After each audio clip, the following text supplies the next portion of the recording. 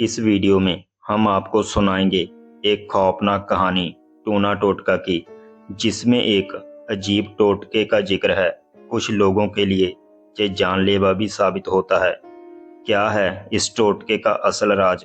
क्या आखिर रात में इस टोटके के इस्तेमाल का क्या नतीजा होता है? इस कहानी में डर, सस्पेंस और कुछ अजीबोगरीब वाक़यात आपके नज़र कर रहे हैं। तो चलिए शुरू करते हैं।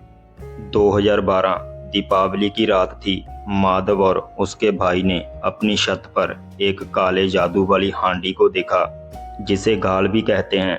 काफी कम लोग जानते हैं कि ऐसी घाल किसी को बर्बाद करने के उद्देश्य से उसमें काला जादू करके तंत्र साधना से बनाई जाती है। इस घाल में बहुत सारी सामग्री डाली जाती है, जैसे बलि दिए हुए जीव के मांस के टुकड़े, 7 तरह की मिठाई, 7 तरह के फल होते हैं, सिंदूर, श्रृंगार का सामान आदि होता है।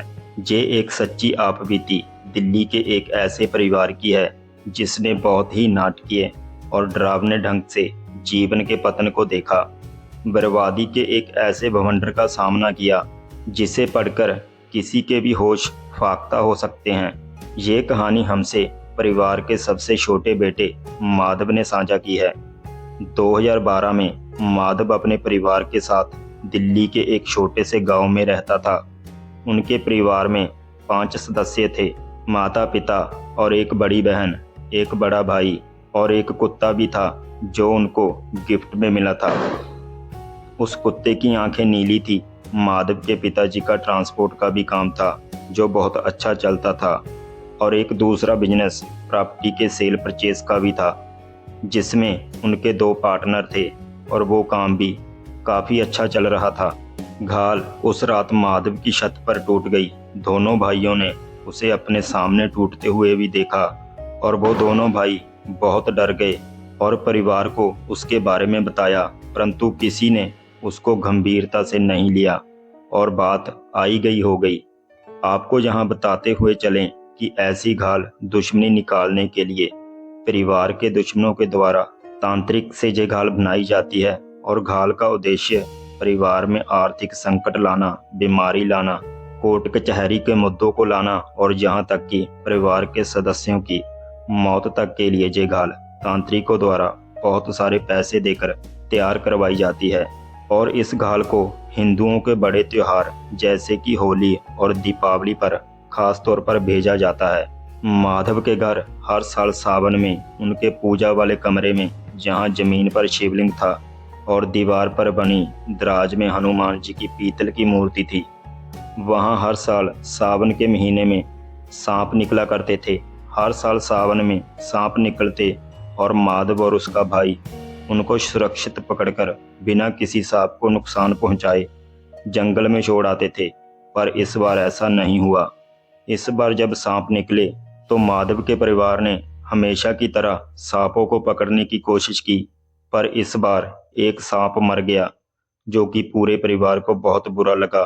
पर इस बात को भी उन्होंने जाने दिया, मगर उनको नहीं पता था ये कोई साधारण बात नहीं थी, बल्कि बुरे वक्त की दबे पाव आहट थी। बिना किसी से पूछे और बताए बुरा भक्त घर की चौखट लांघ चुका था, और अब जीवन में भूचाल आने वाला था। एक दिन अचानक ही बिना किसी भूकंप के घर पर रखी हनुमान जी की पीतल की मूर्ति शिवलिंग पर जा गिरी। मूर्ति तो खंडित हो ही गई, साथ में शिवलिंग में दरार भी आ गई। ये एक और बड़ा संकेत था, अब बर्बादी उस घर से दूर नहीं है। माधव के परिवार के पास अपनी 6 गाड़ियां थी, जिसमें से 4 ट्रक थे और 2 कारें। इन बताए हादसों के बाद वो सभी गाड़ियां अगले 2 महीने में या तो बिक गई या फिर गुंडों द्वारा कब्जा कर ली गई, और फिर उनमें से कोई भी गाड़ी माधव के परिवार के पास वापस नहीं आई। एक रात माधव के घर कुछ बदमाश घुस गए। सभी घर के लोग सोए हुए थे, पर कुत्ता जागा हुआ था। जैसे ही बदमाश घर में घुसे, कुत्ते ने उन पर हमला कर दिया और बदमाश डर गए। अफरा तफरी में उनमें से एक ने कुत्ते के सिर पर पत्थर मार दिया, जिससे उसका सिर फट गया, और वो फिर भी भौंकता रहा और सबको जगा दिया। हार मानकर बदमाशों को भागना पड़ा, और फिर जब कुत्ते को अस्पताल में ले जाया गया तब पता चला कि कुत्ता तो अंधा है। ये जानकर सब लोग एकदम हैरान रह गए। अंधा होने के बावजूद भी सबको पहचानता था, अपना काम और फर्ज अच्छे से निभाता था। उस चोट से वो कुत्ता उभर नहीं सका और वो मर गया। बस यूँ समझ लीजिए कि उसका मरना माधव फैमिली के लिए बुरे वक्त की शुरुआत थी। अब उनके परिवार में आए दिन गृह क्लेश और नुकसान आम बात हो गया। बिजनेस में नुकसान के कारण माधव फैमिली पे काफ़ी कर्जा भी हो चुका था, जिसका कोई कारण भी नहीं मिलता था। ऐसा आए दिन होता देख माधव के पिताजी और माताजी एक मौलवी के पास गए। उस मौलवी ने उनका इलाज करने के लिए कहा और उनको एक मिट्टी का मटका दिया। साथ ही कहा, अगर कोई उनके घर लड़ाई करने आए या पैसा मांगने आए तो उसको इस मटके से पानी पिला देना। वो बिना पैसे मांगे और बिना झगड़ा किए वापस चला जाएगा। साथ में एक बात का विशेष ध्यान रखने को कहा कि ये मिट्टी का मटका कभी खाली नहीं होना चाहिए, जिससे इसकी शक्ति बनी रहे, और अगर ये मटका खाली हुआ तो इसकी सारी शक्ति खत्म हो जाएगी और फिर ये किसी काम का नहीं रहेगा। एक दिन एक महिला अपने बेटे के साथ माधव के घर आई और माधव के पिताजी को बुलाने को कहा। माधव के पिताजी उस दिन घर पर नहीं थे और वो अपने गांव में गए हुए थे। महिला ने माधव के पिताजी पर पैसे होने की बात कही और कहा, तुम घर वाले जानबूझकर उसको छुपा रहे हो। या तो मेरे पैसे अभी दे दो, नहीं तो मैंने उसकी फोटो खींच रखी है। मैं 1 हफ्ते में तुम सभी को बर्बाद कर दूंगी। तुम लोग मेरे परिवार को अभी तक जानते नहीं हो। ऐसा कहकर वो महिला अपने बच्चे के साथ वहां से चली गई। ठीक उसके तीसरे दिन की बात है। माधव के पिताजी अपने एक मित्र के साथ ढाबे में खाना खा रहे थे। उन्होंने रोटियां खाना शुरू की। रोटी खाते ही चले गए। 2 रोटी, 4 रोटी, 10 रोटी, 20 रोटी करते करते 30 रोटियां खा गए। सब लोग आश्चर्य से उनको ही देखे जा रहे थे और उनका जो मित्र था उसे तो अपनी आंखों पर विश्वास ही नहीं हो रहा था कि ऐसा कोई इंसान कैसे कर सकता है जिसकी खुराक 3 या 4 रोटियां होती है। सब हैरान थे। वो दोनों खाना खाकर उठे और माधव के पिताजी 4 कदम ही चले थे कि बेहोश होकर जमीन पर गिर पड़े। उन्हें अस्पताल में ले जाया गया, जहां उन्हें डॉक्टर ने बताया कि उन्हें लकवा मार गया है और अब ये मुश्किल से ही ठीक होंगे और बचने की उम्मीद भी काफ़ी कम बताई गई। अब परिवार सदमे में आ गया और अपने दुर्भाग्य को कोसने लगा। फिर किसी के कहने पर माधव की माताजी एक मौलवी के पास गई और मौलवी उस पुराने मौलवी से अलग था और मदद के लिए उसने गुहार लगाई। मौलवी बहुत पहुंचा हुआ था। मौलवी ने उन्हें जरा सा पानी मंत्र पढ़कर दिया और बोला, इसको अपने पति को पिला देना और सब ठीक हो जाएगा। पैसे का पूछने पर मौलवी ने किसी पैसे की बात नहीं की और कहा, जो ठीक लगे दरगाह में चढ़ा देना। जब माधव के पिताजी को वो पानी पिलाया गया तब उन पर उस मंत्र वाले पानी का चमत्कारी प्रभाव पड़ा और वो एकदम से ठीक होकर खड़े हो गए। एक बार को तो सब सन्न रह गए। खुशी इतनी थी कि सब भूलकर मौलवी को दुआएं देने लगे।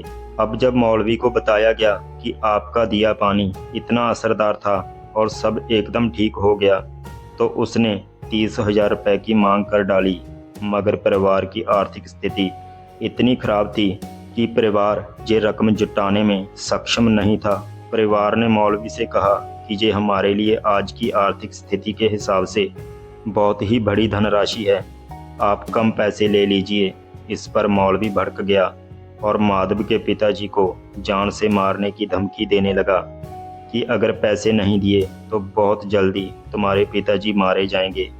मैं ऐसे जिन और बुरी आत्माएं उसके पीछे लगाऊंगा जो उनकी जान लेकर ही उनका पीछा छोड़ेंगी।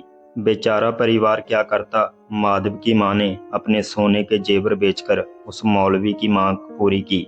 मौलवी का ऐसा बर्ताव देखकर और उसकी गंदी नज़र परिवार की लड़कियों और महिलाओं पर देखकर माधव के परिवार ने उससे पीछा छुड़ाना ही सही समझा।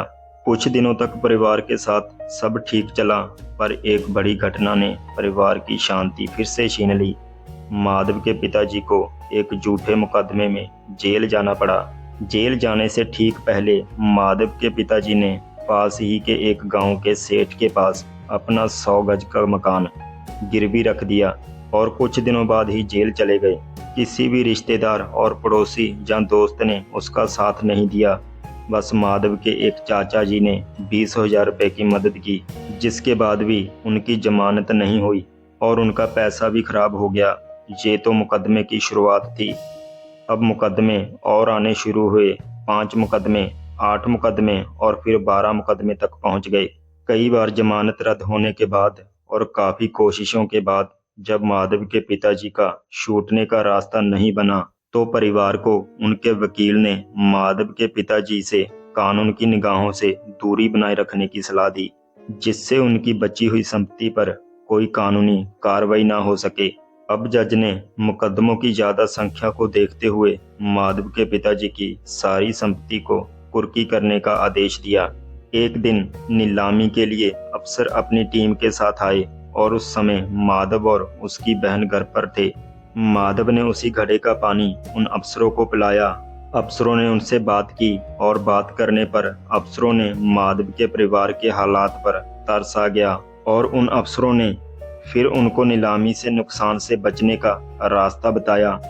अभी हम जा रहे हैं और अपनी रिपोर्ट में हम घर पर ताला लगा हुआ होने की बात लिखेंगे। आप अपने घर से जितना हो सके सामान हटा लेना, जिससे कि अगर नीलामी होती भी है तो आपका कम से कम नुकसान होगा। परिवार परेशान तो था और हर वक्त इस बवंडर से निकलने का रास्ता खोजता रहता। इसी कोशिश में उनको अपने पुराने मौलवी, जिसने उनको घड़ा दिया था, उसकी याद आई। उस पुराने मौलवी के पास जाकर अपनी सारी दुख भरी दास्तान सुनाई। उस पुराने मौलवी के पास जाकर अपनी सारी दुख भरी दास्तान उसको सुना दी। साथ ही नीलामी की बात भी मौलवी से करी। इस पर मौलवी ने कहा, अब जब कोई भी नीलामी अफसर तुम्हारे घर आए तो मुझे बस फोन कॉल कर लेना, बाकी मैं देख लूंगा। ऐसे 3 नीलामी अफसर उनके घर गए। जैसे ही वो आते तो परिवार मौलवी को फोन कर देता और वो बस घर पर बैठकर पानी पीकर और सलाह देकर चले जाते। अब ऐसा करते करते परिवार नीलामी से पूरी तरह बच गया। अब वो सेठ, जिसके पास माधव जी के पिता ने घर गिरवी रखा था, उनके घर आकर परिवार पर पैसे देने या घर बेचने का दबाव बनाने लगा और धमकी देना शुरू कर दिया। सेठ और पुराना मौलवी दोनों ही एक ही गांव के थे। अब सेठ ने पुराने मौलवी को परिवार का साथ देने से मना कर दिया। अब जब परिवार अकेला पड़ गया तो सेठ ने कुछ गुंडों को लेकर माधव के घर में घुसकर बंदूक की नोक पर आधा घर यानी 50 गज अपने नाम करा लिया और बाकी का 50 गज परिवार के पास छोड़ दिया। और वो भी घर का वो हिस्सा छोड़ा जिसमें ना तो कोई रसोई थी, ना बाथरूम और ना ही टॉयलेट। परिवार के पास बचे हुए हिस्से में ये सब करवाने के पैसे भी नहीं थे। तब उन्होंने मकान को बेच दिया और उसी कॉलोनी में उन्हीं पैसों से एक छोटा सा मकान ले लिया। होली का समय था और फिर से कुछ टोटका माधव के नए घर के बाहर किया गया। माधव का पैर उस टोटके पर आ गया, जिससे कि माधव और उसकी मम्मी की तबीयत एकदम से खराब हो गई और घर में भी जबरदस्त क्लेश रहने लगा। 1 हफ्ते तक घर में खाना नहीं बना। जब भी कुछ करने जाते तो माधव के भाई या बहन माता जी आपस में झगड़ा हो जाता और घर से सभी लोग बाहर निकलने की सोचते रहते। घर में कोई भी रुकना ही नहीं चाहता था। जैसे तैसे ये हफ्ता गुजरा। सबने कुछ हल्का फुल्का खाकर और चाय पीकर काम चलाया। फिर 1 हफ्ते बाद माधव और उसकी माता जी अपने पुराने मौलवी के पास जा पहुंचे और सब उनको टोटके के बारे में, गृह क्लेश और बाकी परेशानियों के बारे में बता डाला। मौलवी ने अपनी तंत्र साधना से उनको बताया कि किसी ने आपके परिवार पर बहुत बड़ी तंत्र क्रिया की हुई है और माधव पर इस समय भी उस क्रिया का प्रकोप है, और अगर ऐसा है तो अभी इसी समय माधव को उल्टी आ जाएगी। और जैसे कि मौलवी ने कहा था, माधव को उसी समय उल्टी आ गई। उसने कुछ खास खाया हुआ भी नहीं था। उसके बावजूद भी माधव को बहुत मात्रा में उल्टी हुई और माधव का रोना 30-40 मिनट तक बंद नहीं हुआ। इसी बात पर मौलवी को बहुत गुस्सा आया। परिवार के हाल तो वो जानता ही था और साथ में इतने छोटे बच्चे को भी तंत्र क्रिया करने वालों ने नहीं छोड़ा था। इस पर मौलवी का गुस्सा बिफर गया और उसने परिवार का साथ बिना किसी लालच और पैसे के देने का मन बना लिया। अब ऐसा होने लगा, वहाँ के टोना टोटका और तंत्र क्रिया करने वाले अपनी नई नई क्रिया करते और यहाँ से मौलवी उनको काटता रहता। क्रिया होने से घर में आराम और शांति भंग हो जाती और मौलवी के इलाज से कुछ दिनों तक शांति और आराम रहता। लेकिन हर बार क्रिया की शक्ति बढ़ती जाती और एक वो दिन आया जब मौलवी के हाथ से बात निकल गई और ये सब मौलवी की क्षमता से बाहर हो गया। अब कोई नहीं था जो माधव और उसके परिवार को तंत्र क्रिया से निकाल पाता।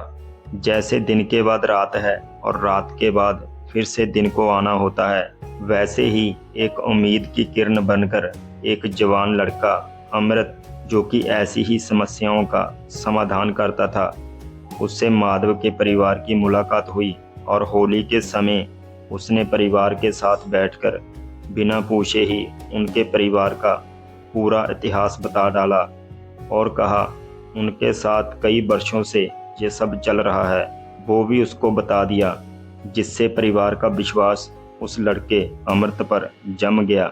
अब परिवार ने अमृत से कहा उनको इस दुख सागर से निकालने की गुहार लगाई, पर उसने कहा मैं इतना बड़ा काम नहीं कर सकता और अगर आपको इसका स्थायी उपचार कराना है तो मेरे से कहीं ज़्यादा काबिल मेरे गुरु हैं। आप कहो तो मैं आपको उनसे मिलवा देता हूँ। अमृत के गुरुजी, जिनका नाम रमन था। अमृत ने परिवार को रमन से मिलवा दिया।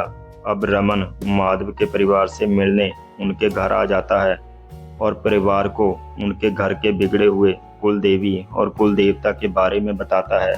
वो ये भी बताता है कि आपने अपने कुल देवी और कुल देवता की बहुत अनदेखी की है, कभी भी खुशी के वक्त उन्हें याद नहीं किया, कभी उनका प्रसाद चढ़ाने का बोलकर भूल गए, इसलिए वो काफ़ी नाराज हैं और गुस्से में हैं। यही कारण है कि आपके परिवार पर जब भी किसी ने तंत्र क्रिया की तो वो उसे रोक नहीं सके और आपकी समस्या बढ़ती चली गई।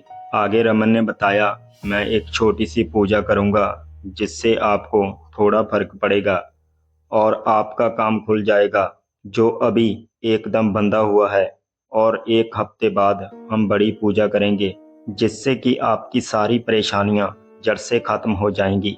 मगर माधव का बड़ा भाई नहीं माना और जिद पर अड़ गया कि मुझे तंत्र क्रिया करने वालों का अभी नाम चाहिए और मैं उनको नहीं छोड़ूंगा। उसको गुस्से से भरा देख रमन ने कहा, चलो मैं नाम भी बता देता हूँ, फिर आप लोग क्या करोगे?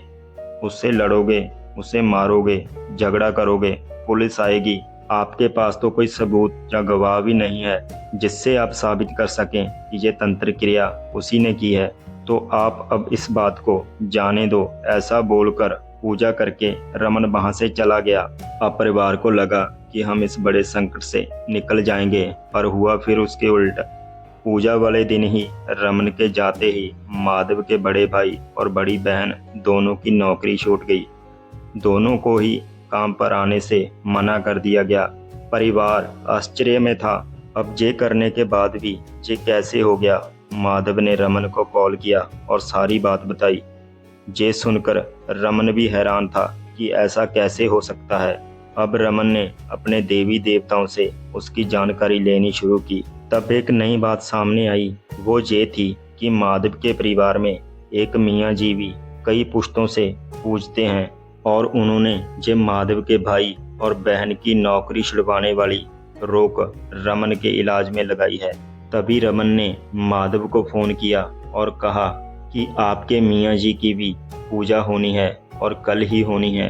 वो मियाँ जी बहुत बुरा मान गए हैं और इस इलाज में बाधा डाल रहे हैं। रमन ने अपने चेले अमृत से ये पूजा कराने में परिवार का साथ देने से कहा और ये पूजा करने को कहा।